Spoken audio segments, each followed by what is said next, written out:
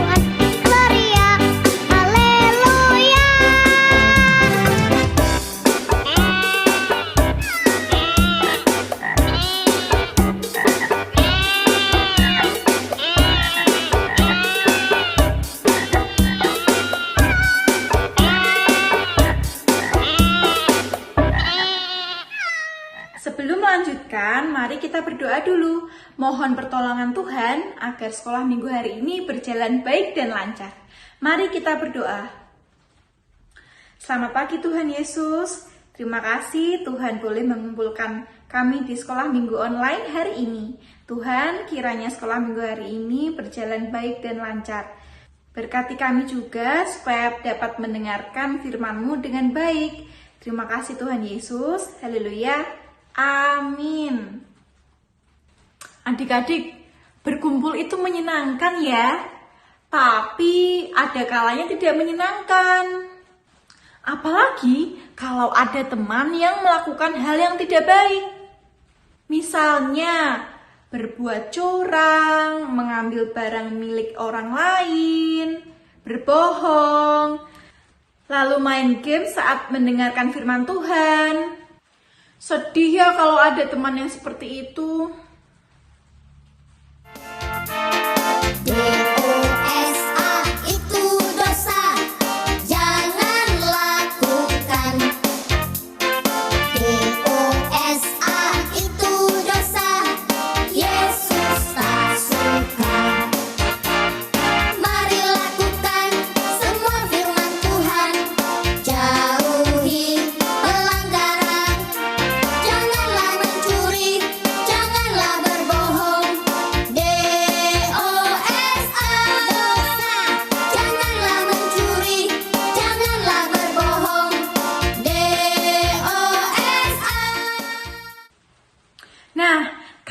adik-adik melihat teman atau orang di sekitar kita berbuat dosa, apa ya yang bisa kita lakukan? Firman Tuhan kali ini akan memberikan jawabannya. Kak Sabar sudah siap membagikan cerita untuk kita semua.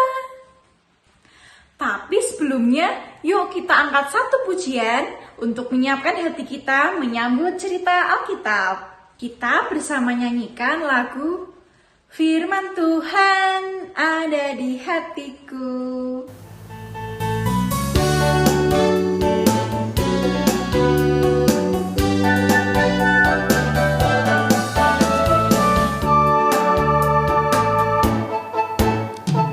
Firman Tuhan ada di hatiku, ada di langkahku, ada di hidupku, dan terus bertumbuh, sirami jiwaku.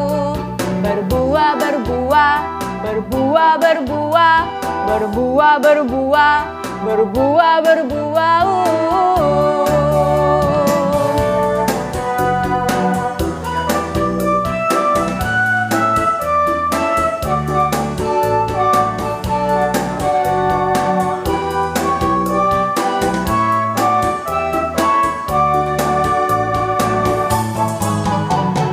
Firman Tuhan ada di hatiku, ada di langkahku, ada di hidupku, dan terus bertumbuh, sirami jiwaku. Berbuah, berbuah, berbuah, berbuah, berbuah, berbuah, berbuah, berbuah.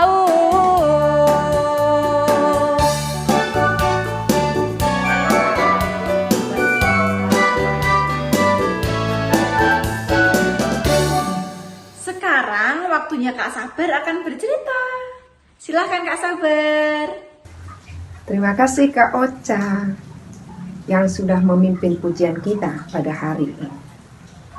Adik-adik, sudah siapkan mau mendengarkan cerita Alkitab hari ini? Nah, hari ini firman Tuhan yang akan kita renungkan diambil dari kitab Yesaya pasal 6 ayat 1 sampai 8, dilanjutkan pasal 40 ayat 1 sampai dengan ayat yang kelima. Kakak, ada tayangan singkat tentang bacaan Alkitab kita. Mari kita simak bersama-sama ya. Kitab Yesaya ditulis oleh Nabi Yesaya bin Amos. Nabi Yesaya hidup pada zaman Raja Uzia, Yotam, Ahaz, dan Hizkia, raja-raja Yehuda. Nabi Yesaya dipanggil Tuhan. Ketika Yesaya dipanggil untuk menjadi nabi, ia mendapat sebuah penglihatan. Tuhan ada di tempat suci dan terlihat para serafim memuliakan Tuhan. Yesaya pun takut binasa di hadapan kemuliaan Tuhan. Tetapi seorang serafim mengambil bara dari atas mezbah dan menyentuhkannya kepada mulut Yesaya sebagai tanda dosanya telah diampuni. Kemudian Tuhan bertanya, "Siapakah yang mau menjadi utusan Tuhan?" Yesaya mengajukan dirinya untuk diutus, dan sejak saat itu Yesaya menjadi nabi yang menyampaikan pesan Tuhan kepada bangsa Yehuda dan bangsa-bangsa lain. Pesan dan nubuat Nabi Yesaya. Nabi Yesaya menyampaikan bahwa Tuhan sangat marah kepada bangsa Yehuda yang melupakan segala kebaikan Tuhan. Tuhan benci dengan ibadah dan persembahan bangsa itu yang seolah-olah baik, tetapi mereka sendiri masih hidup dalam dosa dan penyembahan berhala. Sebagai akibatnya, Tuhan akan membuat bangsa Yehuda dihukum, bahkan sampai hancur dengan perantaraan bangsa-bangsa asing. Meskipun Tuhan marah, tetapi Tuhan memberikan janji pemulihan di masa depan. Tuhan akan kembali bertahta di Sion dan disembah oleh umat manusia. Akan ada sisa-sisa orang Israel yang bertobat dan kembali kepada Tuhan. Mereka akan dikumpulkan dari seluruh penjuru bumi dan kembali ke tanah mereka. Tuhan juga memberikan janji penyelamatan bahwa seorang perempuan muda akan melahirkan anak laki-laki bernama Immanuel. Ia adalah seorang raja dari keturunan Daud yang akan membawa bangsa itu keluar dari kegelapan. Raja itu akan memiliki kerajaan yang berkuasa dan penuh damai sejahtera yang tidak akan tergoyahkan selamanya. Nah, adik-adik, demikian kisah Alkitab kita hari ini. Adik-adik, Allah memilih Yesaya untuk menjadi nabi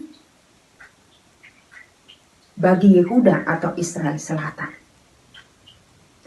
Awalnya Yesaya ragu-ragu karena ia merasa tidak layak menjadi nabi. Namun Allah menyucikannya melalui serafim yang menyentuhkan bara api ke mulutnya. Yesaya pun kemudian menerima panggilan Allah untuk menjadi nabi bagi Yehuda. Nah, di tengah-tengah bangsa yang banyak berbuat dosa, Nabi Yesaya banyak memberikan teguran. Namun tidak hanya teguran adik-adik, tetapi juga memberikan penghiburan bagi bangsa Yehuda. Nabi Yesaya juga memberikan nubuatan tentang kedatangan Mesias. Kehadiran Nabi Yesaya berjuang untuk membawa bangsa Yehuda bertobat, untuk membawa bangsa Yehuda kembali kepada Tuhan. Nah, adik-adik, seperti tadi yang dikatakan Kak Ocha, mungkin di sekeliling kita ada orang-orang atau teman-teman kita yang melakukan hal-hal yang tidak baik, yang melakukan perbuatan dosa. Contohnya tadi dikatakan, kita melihat ada orang yang saling mengejek, ada yang curang saat bermain, berbohong, mengambil barang yang bukan miliknya, lebih memilih main game daripada beribadah ke gereja, dan lain sebagainya. Nah, adik-adik, belajar dari firman Tuhan hari ini, apa sih yang mau kita lakukan adik-adik? Apa sih yang mau kita perbuat adik-adik ketika kita berada di tengah-tengah teman-teman kita? Berada di tengah-tengah orang-orang yang tidak berbuat baik atau berbuat dosa? Iya adik-adik, kita bisa diutus Tuhan seperti Nabi Yesaya. Kita bisa mengajak teman-teman kita untuk tidak lagi berbuat dosa. Kita bisa menegur dan mengajak teman-teman kita yang tadinya saling mengejek untuk bisa berbaikan dan saling menghargai. Kita bisa menegur dan mengajak teman-teman kita yang tadinya curang bermain, berbohong, dan mengambil barang yang bukan miliknya, menjadi anak-anak atau teman-teman yang baik dan yang jujur. Kita bisa menegur dan mengajak teman-teman kita yang tadinya lebih memilih main game daripada beribadah ke gereja, menjadi anak-anak atau teman-teman yang rajin beribadah ke gereja. Nah, adik-adik, ada ayat Alkitab yang akan dibacakan oleh teman kita Edwan untuk mengingatkan kita supaya kita siap diutus Tuhan. Silakan Edwan. 6 ayat 8. Lalu aku mendengar suara Tuhan berkata, siapakah yang akan kuutus dan siapakah yang mau pergi untuk aku? Maka sahutku, ini aku, utuslah aku. Terima kasih ya Edwan sudah membacakan ayat Alkitab untuk kita semua. Nah, adik-adik, siap diutus Tuhan ya. Siap diutus Tuhan ya, untuk mengajak teman-teman kita kembali pada kebaikan. untuk mengajak teman-teman kita menjadi anak-anak yang baik dan yang jujur. Siap kan adik-adik? Nah, adik-adik hebat. Siap? Kakak yakin adik-adik pasti siap untuk diutus oleh Tuhan. Kita kiranya melalui pertolongan Roh Kudus kita dimampukan supaya kita tetap siap diutus oleh Tuhan. Kita berdoa. Terima kasih Tuhan buat kasih setiamu yang kami rasakan hingga pada saat ini.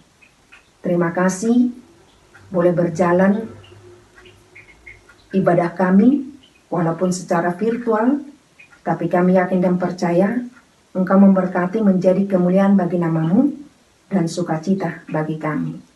Kami kembali diingatkan oleh firman Tuhan supaya kami siap diutus Tuhan seperti Nabi Yesaya.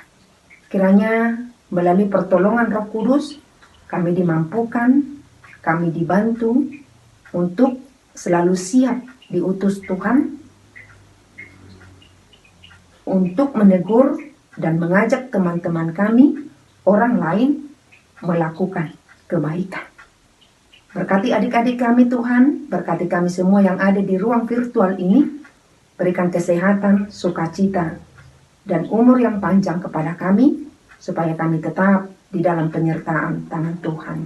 Dan kegiatan selanjutnya atau acara-acara yang mau kami laksanakan untuk kedepannya, kiranya Tuhan yang memberkati, menjadi kemuliaan bagi namamu, dan sukacita bagi kami. Di sepanjang hari ini kami serahkan hidup kami.